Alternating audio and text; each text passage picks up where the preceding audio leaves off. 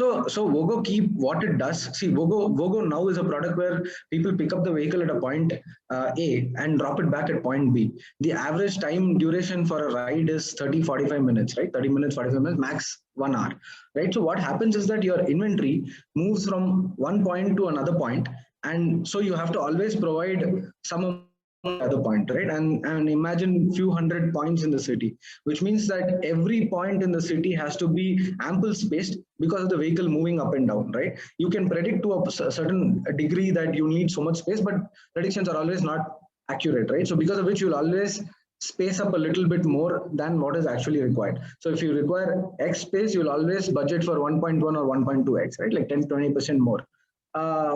So that means that the parking cost bloats up a little bit, right? When an inventory moves from point A to point B, you need to ensure that the inventory is ready for the next customer, right? Which means that now if you need X manpower to do that, now you will also have to budget a little bit more manpower to ensure that the scooter is ready for the next customer, because customer experience is very, very important. I don't want to give a bad scooter to a customer, right? So then your manpower costs are always amplified in the commute model, in the point A to point B model. The third cost is the rebalancing cost or redeployment cost. What I mean by that is that every point in the city is not a even demand point, right? The demand is not evenly spread across, right? Some points are high, some points are low, and it also depends on the time of the day, right? So mornings and evenings are peak and afternoon lull. So whenever a scooter would move to a point of low demand at any time of the day, you have to spend extra money to generate a ride so that the scooter gets utilized.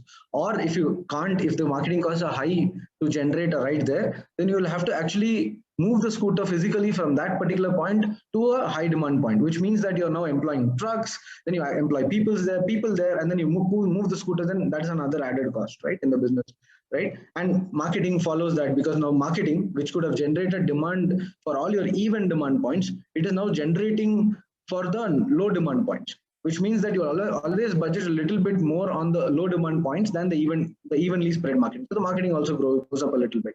So all of this cost structure in a point A to point B business is always higher than if you run it in an even space, right? Like, okay, scooter is taken from here, goes and comes back. This commute business works when there is a lot of demand. So what happens is that it goes from point A to point B to point C, point C to point D, and I generate 4 to 5 rides a day, right? And that is what we used to do pre-COVID, right? So we used to get 4 to 5 rides a scooter, right? But that kind of demand, people are actually moving across the city in a normal scenario, not in a COVID scenario, right? In a COVID scenario, because people don't move for all of their use cases, the use cases are curtailed. So the number of rides that you get per scooter is also curtailed, right? But you are already incurring your cost. You cannot optimize your cost just because you're getting 2 rides. You have to ensure that it's maintained. You have to ensure that the scooter has enough space to be parked, right? You can't, like, your physical asset, right? And so basically what happens is that because the number of rides will be curtailed because of demand, your costs are always going to be fixed in nature, right? This is the commute problem. If there is ample demand, the commute works seamlessly, perfectly well, right? So solves all of this problem. The Vogo Keep solves all of these problems, because a scooter, when it picks up, when it is picked up, the number of packages, which are hours, days, actually when you add it up, the average inventory days is in a few days, right? So basically what happens is that you have only floating inventory sitting down, and all the other inventory is out with customers. So immediately you reduce your parking cost, right? Because now you don't have to have so many number of points providing space for the inventory which is moving in hours. Now the inventory is moving in days, right? So immediately your parking cost comes down. Your manpower cost, right? So now the manpower cost is also coming down because the number of scooters available with you to be maintained to given to the customer is lower, right? You're given to a customer and he's using it for a couple of days, right? And by the time he comes back, so your manpower. So it is all proportional to the business model, right? Same with the marketing. Now I only have even demand points.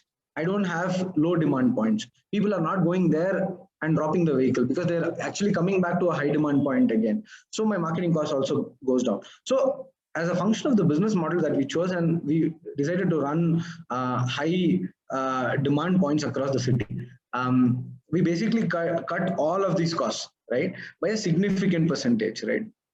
That is what I talked about, cost optimization. So everywhere we looked at and we ensured that, okay, do we need this or do we not need? Do we need this or do we not? Right? So everything went away this is the functional business model. Then we looked into our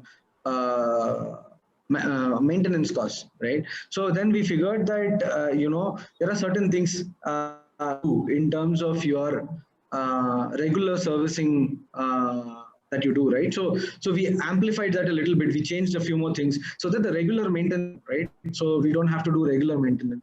In a commute model, you don't have so much time. Your inventory is always moving, so you can't take the scooter out, and you can't. So in this model, we had enough time to move the scooter out, ensure that more things were done on the scooter, and so a regular ad hoc maintenance cost also crashed, right? So we did all of these things the customer base for this product, right? And that is exactly how we were able to optimize the cost structure in a considerable fashion than before.